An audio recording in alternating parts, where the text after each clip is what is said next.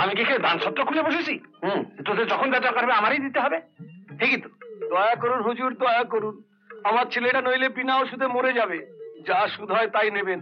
আমাকে 50টি টাকা অন্তত দিন। থাম, আগে জানিয়েছিস তা এখনো শোধ দিসনি। সেটা সুদে আসলে কত হয়েছে জানিস? এবারকার মতন দিন বাবু।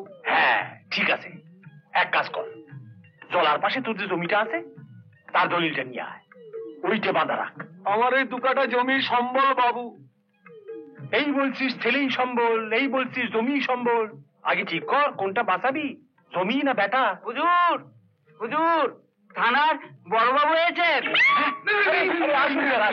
নমস্কার। এই তুই যা, দলিলটা নিয়ে টাকা নিয়ে যাবি। আমার ডেকে না পাচ্ছি, আপনি চলে এলেন। এলু এলু, কাল আমার মেয়ে জামাই আসছে, তাই ভাবলাম তো। বুঝেছি বুঝেছি। নিধু আগে কথা লিস্টি বলে, হুজুরের মেয়ে তো আমাদেরই মেয়ে, বেশ সামনে বসে বিয়ে দিয়েছি। হ্যাঁ বলুন স্যার বলুন। ওটা 3 পাকা রুই। লিখুন 3টে পাকা রুই। লিখেছি? লিখেছেন? হ্যাঁ লেখা আছে। হ্যাঁ বলুন। এইবার মুরগি 3 দিন থাকবে, 3 গুণে 6, 6টা মুরগি। 6টায় হবে স্যার? বেশ তো, আর 2 বাড়িয়ে দেবেন। 8টা লিখুন, 8টা পুরুষ্ঠ মুরগি।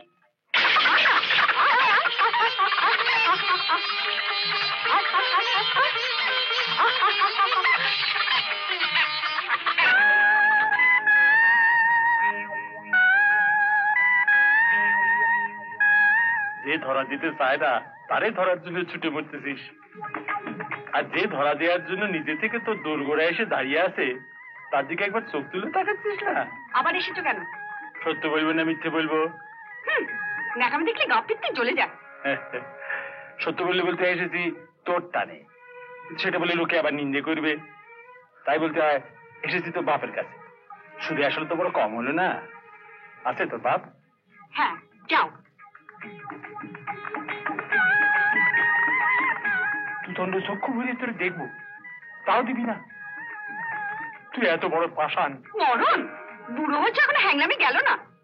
তুই শুধু আমার বাইরে পাকা চুল কটাই দেখলি, ভেতরটা একবার রুকি দিবি না? বেশি বকো না, সম্রাটকে বলে দেবো।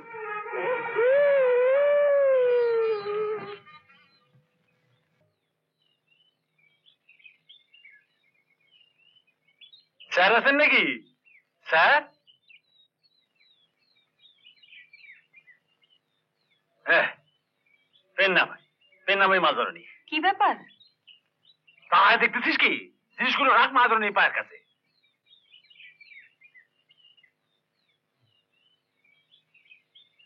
আপনাকে তো ঠিক চিনতে পারলাম আমি পান্নালাল, মানে সন্তান ভাবতে পারেন।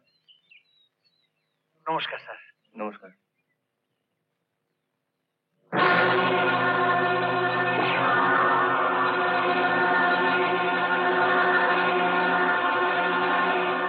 এগুলো আপনি এনেছেন কেন? সন্তানের গ্রামে মা এসেছেন তাই পুজোর ডালি সাজিয়ে এনেছি। এগুলো আপনি নিয়ে যান। ঠিকই, সন্তান হয়ে মায়ের পুজো দেব না? আপনি এক কাজ করুন, শুনেছি গ্রামে একটা কালী মন্দির আছে, সেখানে রোজ গরিব মানুষদেরকে ভোগ খাওয়ানো হয়, আপনি এগুলোকে ওখানে নিয়ে যান। কিন্তু সম্রাট তো কারোর দান গ্রহণ করে না স্যার। সম্রাট? হ্যাঁ, ওখানে ভোগের সাজ সরঞ্জাম সম্রাটই দেয়, আর দেবী বা না কেন জোর করে সবার কাছ থেকে আদায় করে, অমন পুণ্যি আমিও করতে পারি। হ্যাঁ রে, কালী মন্দিরটা কোথায় রে? ও আমি তোমাকে একদিন নিয়ে যাব, আপনি এখন যেতে পারেন। নমস্কার স্যার। শুনুন, এগুলো নিয়ে যান, আর ভবিষ্যতে যদি দেখি যে আপনি আমাকে ঘুষ দেওয়ার চেষ্টা করছেন। মায়ের প্রতি সন্তানের ভালোবাসারে আপনি ঘুষ বলতেছেন স্যার? আপনি এগুলোকে নিয়ে যেতে পারেন। তো